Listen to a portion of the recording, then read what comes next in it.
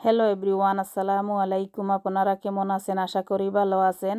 আর আমিও আল্লাহর রহমতে বেশ ভালো আছি। তো আজও রান্না বান্না শুরু করলাম। তো আপনাদের সঙ্গে শেয়ার করব কি রান্না করতেছি।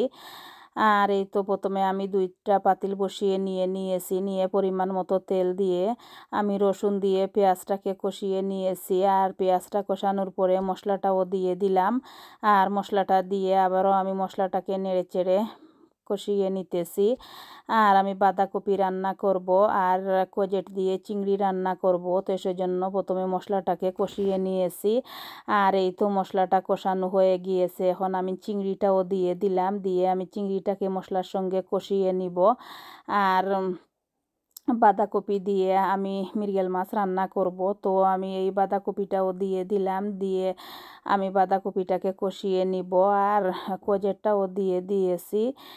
চিংড়িটা কষে গিয়েছে। তো এখন আমি বাঁধাকপিতে মাছটাও দিয়ে দিব। আর মাছটাকে আগে আমি ফ্রাই করে রেখে দিয়েছিলাম। আর এখন আমি মাছটা দিয়ে দিব। আর মাছটা দিয়ে আমি মাছটাকে বাঁধাকপির সঙ্গে ভালোভাবে কষিয়ে নিব। আর এভাবে মাছ দিয়ে বাঁধাকপি রান্না করলে খেতে ভালো লাগে। আর মাংস দিয়েও আসলে রান্না করি, কিন্তু মাছ দিয়েও রান্না করলে আমার কাছে খেতে খুবই ভালো লাগে।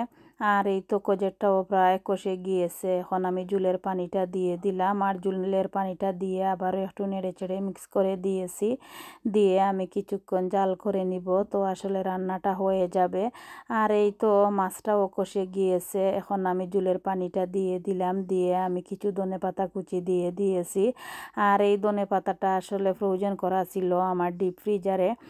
আর এটা আসলে সামারে অনেক সুন্দর ধনেপাতা পাওয়া যায়। তো আমি সামারে এনে এগুলাকে কেটে আমি ডিপ ফ্রিজারে রেখে দিয়েছিলাম।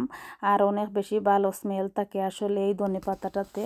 তো আমি এভাবে আসলে সামারে এনে তারপরে আমি ধুয়ে আর কেটে আমি ডিপ ফ্রিজারে রেখে দিয়ে দেই সব সময়। আর আসলে উইন্টারে যখন রান্না করি তখন আসলে ধনেপাতাটা এভাবে দিয়ে দেই। আর তরকারিতে অনেক বেশি গ্রান হয়। তো ধনেপাতাটা দিয়ে আমি রান্নাটা শেষ করে নিয়েছি। নিয়ে নামিয়ে নিলাম। আর এখন আমি চুলায় আরও 2টা পাতিল বসিয়ে নিয়েছি। আর এবছরের আসলে শেষ পাতালেতা গার্ডেন থেকে তুলে নিয়ে এসেছি। আর একটা মিষ্টি কুমড়া ছিল, এটাও নিয়ে আসলাম ছোটো। তো এগুলা দিয়ে আমি সামুদ্রিক মাছের শুটকি দিয়ে রান্না করতেছি। তো আসলে রান্নাটাও অনেক বেশি মজা হয়েছিল। আমি খেয়েছি, আমার কাছে তো খুবই ভালো লাগছিল। আর এভাবে আসলে শুটকি দিয়ে এই সামুদ্রিক মাছের যে শুটকি, এটা দিয়ে রান্না করলে খুবই ভালো লাগে। আর এদিকে আমি চিকেনটাও রান্না করতেছি বাচ্চাদের জন্য। আর বাচ্চারা আসলে এই ধরনের শুটকি পাতালেতা এগুলা পছন্দ করে না। তো ওদের জন্য চিকেনটাও রান্না করতেছি। আর এই তো পেঁয়াজটা কষিয়ে নিয়ে এখন আমি গুঁড়া মশলাটুকুন দিয়ে দিয়েছি। দিয়ে আমি নেড়ে চেড়ে আমি ভালোভাবে পেঁয়াজটাকে মশলার সঙ্গে কষিয়ে নিব।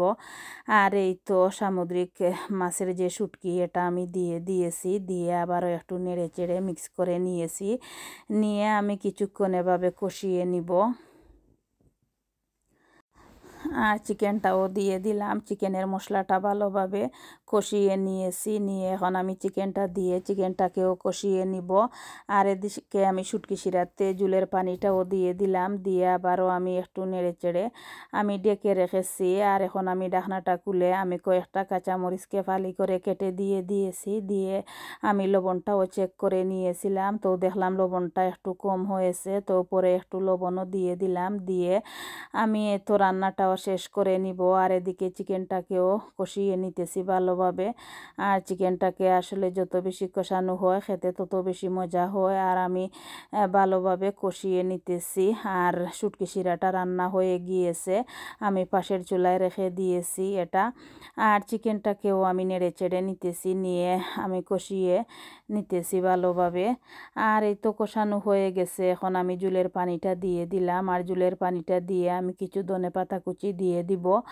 আর ধনেপাতাটা দিয়ে আর কিছুক্ষণ জাল করে নিব। তো রান্নাটি হয়ে যাবে। তো ভিউয়ার্স, আজকের ভিডিওটি আপনাদের কাছে কেমন লাগলো আমাকে কমেন্টের মাধ্যমে জানাতে পারেন। তো আজ এ পর্যন্ত, আসসালামু আলাইকুম।